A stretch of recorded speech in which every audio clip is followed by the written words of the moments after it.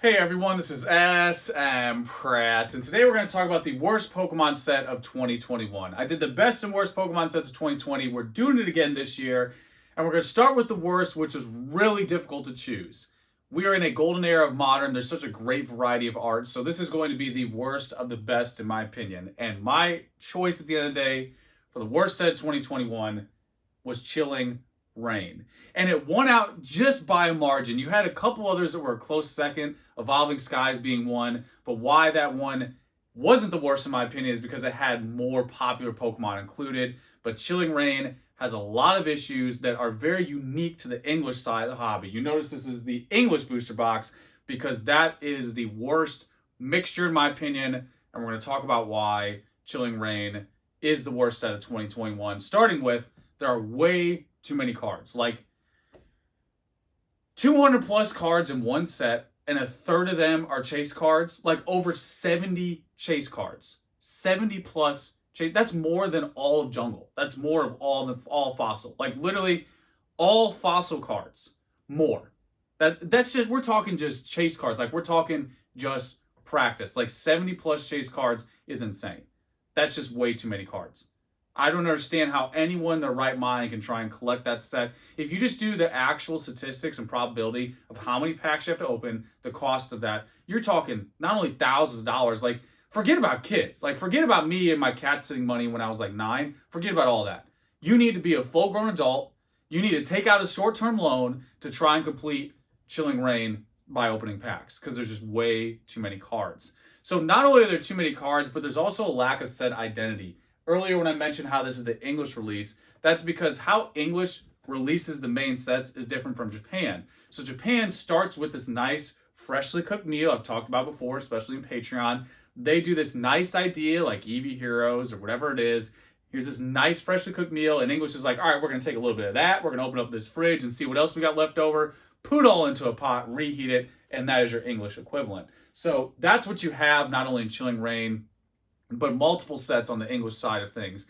They just really have like this leftover mixture of what comes out in Japan. And why I'm emphasizing that, even if it's not like, okay, they throw in a lot of other like, random promos, even if they don't do that necessarily for Chilling Reign as much as they did for other sets, the sheer size of it is just outrageous. When they combine everything together like this, it's just so ridiculous to try and possibly collect everything. Like, it cannot be overstated how back in the day, you could buy even a base box, which is 102 cards. It's a pretty solid size set, and still get majority of that in one single booster box. Where now it's like you can't even get like a tenth of the chase cards in one box. Like that's how ridiculous it is. It's unreal, like how much you'd have to buy, to really complete. And like even when I was a kid, you could buy like a few booster packs. I remember my neighbor had like 10 fossil packs, and because of that, he could trade like uncommons. He might have had a double of a rare or a hollow in there just from like 10 packs, where now 10 packs is getting you nothing in modern English for Chilling Reign. And for like the big main sets like Evolving Skies,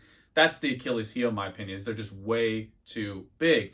And now when that plays into set identity, when we're talking about, trying to collect this from a kid perspective, from a kid income, trying to collect from adult perspective, adult income, I really don't understand how kids, when they grow up, years from now, are going to come back into the game and try and collect something like Chilling Reign. I just don't see it. That's a universal experience. Like Pokemon is primarily collectors. It's not Magic, where it's primarily players, and collectors are these weirdos like me who like the art and like to stare at the cards.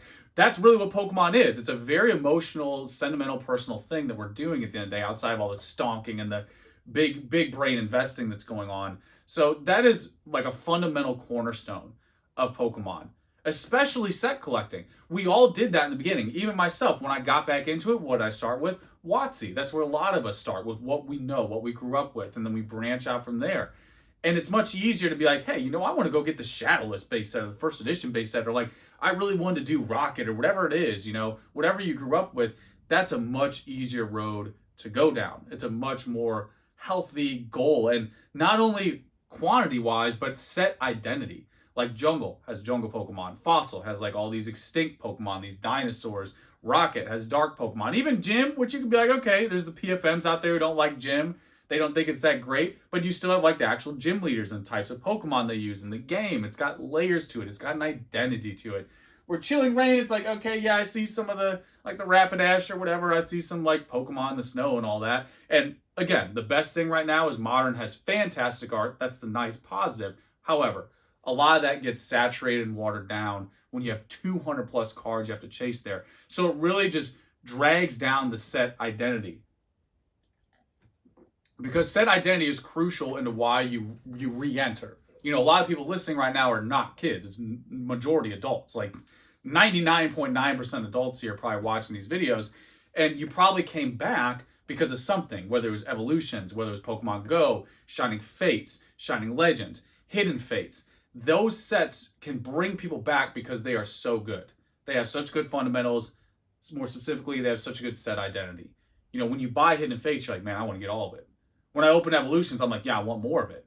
You know, I didn't rush to the store for Fates Collide, but I rushed to the store for Evolutions because I'm like, I really want to get into that set. You know, I want to complete that set. So many people want to get a master set of Evolutions to this day. So many people want to complete Shining Legends to this day. We've got to give it some love. Shining Fates and Hidden Fates are obvious too. Those are sets that are so good. They have such a strong set identity that they bring people into the game. Like I know so many people on E4 that came back because of strong sets like that have great identities. I can even go down the line. Like I knew guys from Evolutions who came back in, people like Dizzle who came in with Hidden Fates. You know, there's so many people who come back because of that strong set identity. And that's what Chilling Reign lacks at the end of the day. And again, I cannot overstate how good the art is in Modern overall. Fantastic selection of art. However, it just gets watered down when you have too many cards in a set, and it dilutes that identity. Now, getting into a possibility of collecting, like when you run the numbers, so like, again, going from kid perspective to adult perspective, forget about kids, because kids aren't even up to bait. Like, they cannot afford to buy the amount of packs you need to complete this set. Even as an adult, you're spending thousands and thousands of dollars if you want to get all these cards from packs.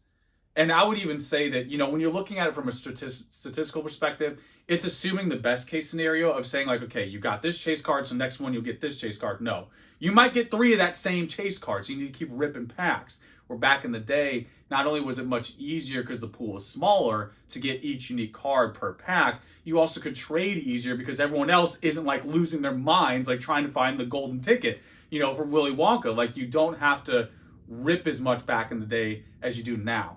So if you look at it from like a statistical perspective, because there is such a larger pool of chase cards and variety, it's just not even possible to open this stuff from packs. Why the box opening method works so well, specifically for the vintage stuff outside of, you know, the older generation getting back into it, is because you can get so much from one box. And that possibility is there for even the streamers, whoever it is who's buying it, even if it's just you in a grandma house and no cameras, all you're doing is enjoying it yourself, you get so much value from that box, so much possibility of collecting from just opening it up, putting that set together, knocking out a good chunk of it, where something like Chilling Reign, if I open this right now, I doubt I'd even get 10% of what I need. I might even get a repeat of some of the flat Vs and things like that, you know, because there's just too much going on now. And people are probably like, okay, why is this happening? So an idea I had before I sat down, I don't really see, I've maybe caught whiffs of it here and there on E4 in some way or another, but I think why it's happening is because there might be too many Pokemon that you have to incorporate. You know, that's the main idea I keep going back to, because going back to the WotC era, what do you have? 151. Even if you want to go into Neo, you got 251. That's much more manageable than like getting close to 1,000 now. Like, we're closer to 1,000 than we are 100. Like, it's insane how many Pokemon there are, and we'll hit that number. You know, that's just where we're headed. So not only do you have a difference in that like 151 and 251, but you also have to reincorporate them. You know, people want to see Charizard, people want to see Pikachu. So I will say the benefit of the doubt for these like monster sets is you want to have this variety of new and old, and it's hard to do that when you have to keep stretching it over time. You know, you got to get Pikachu in there still, along with all the new the Slow Kings and all of that, you know, the Komiya Slow Kings and everything else. So it is really tough to have to figure out which of these like almost 1,000 Pokemon now do I have to fit into this set. And I think that's a reason why they keep getting bigger. But Japan finds a way, like they always do. Japan still finds a way to keep a balance at the end of the day. In my opinion, they have always had a better grip on how to keep that flow going, how to keep a nice, healthy balance of not too much not too little, right there in the middle. Not only with set design and composition, but also with supply. Japan has just a well-oiled machine over there. And this might be the new norm, you know. This might be what we're going to expect forever. If you look at the past year, the indicators, not only with Chilling Reign, Battle Styles, Evolving Skies, all of these are big, big sets, especially Chilling Reign and Evolving Skies. These are monster sets. Like, they just make everything else look like an appetizer. Like, these are huge sets. So this is probably what it's going to be. And at the end of the day, I think the unfortunate reality is you have all this beautiful art in all these sets. Like, you have, I cannot overstate it. You're going to hear it 5 more times. The art in Modern is unbelievable today. The alternate arts are fantastic. The problem is they get watered down because there's too much in one box. There's too much going on. So to contrast that, like, the last thing I wanted to leave you with, you know, segueing us into the best set, which you might be able to figure out what it is. When you contrast like a 1v1, like a 1 ETB from Chilling Reign versus like 1 ETB, let's say from Celebrations, you see night and day what you get from opening each one of those products.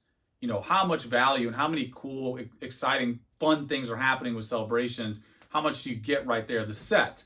And then what do you get out of Chilling Reign, you know, just from one-to-one product. I think that's the easiest way to really put that final nail in the coffin for Chilling Reign, is that what you get from one product compared to another. You know, let's just stay within Modern, stay within the same year.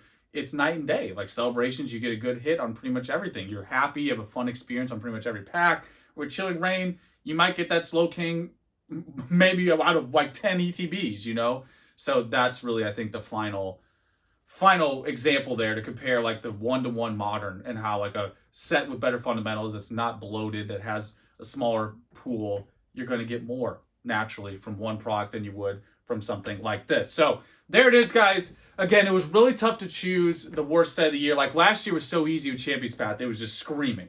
It was such an easy one to choose. Where this one, it was a marginal difference, but those are the reasons for why I think it was the worst set. Again, it's the worst of the best because this is a great time for Modern as far as art is concerned. Such a great variety of art.